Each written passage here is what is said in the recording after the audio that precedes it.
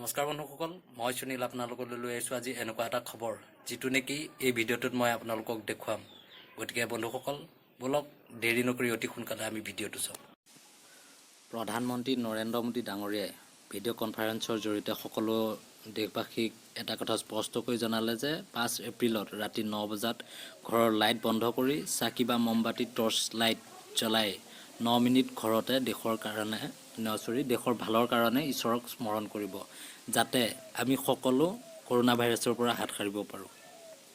Doctor Himanta Biswa শৰ্মাই এটা কথা টুইটাৰৰ যোগেদি টুইট কৰি জনায় যে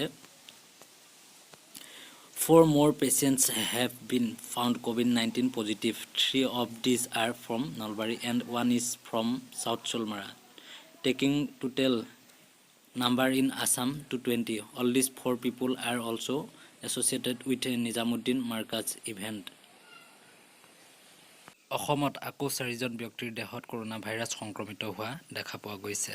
নলবাৰীৰ 3জন আৰু খোলমাৰাৰ 1জন। তেওঁ কৈছে যে কৰোনাত সংক্ৰমিত অসমৰ আটাইকেইজন ব্যক্তি নিজামুদ্দিনৰ জামাতত ভাগ লৈছিল।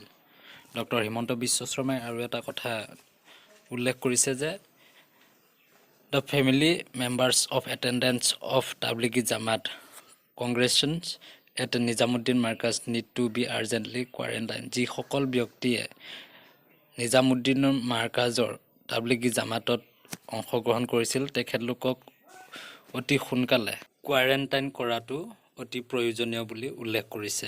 আৰু ডক্টৰ হিমন্ত বিশ্ব শৰ্মাই এটা কথা উল্লেখ কৰিছে যে তেওঁ তেখেতলোকক আনি সৰু সজাই ক্ৰিকেট ষ্টেডিয়ামত তেখেতলোকক পাৰ্চনেলি উপস্থিত থাকি কোৱাৰেণ্টাইন কৰাৰ কথা উল্লেখ কৰিছে।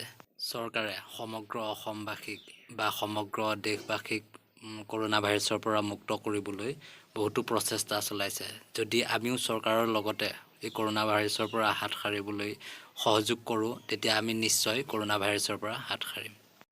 যদি ভিডিঅ'টো চাই ভাল লাগিল, লাইক কৰক, কমেণ্ট কৰক, শ্বেয়াৰ কৰক আৰু লগতে চেনেলটো ছাবস্ক্ৰাইব কৰিবলৈ নাপাহৰিব। ভিডিঅ'টো চোৱাৰ বাবে ধন্যবাদ।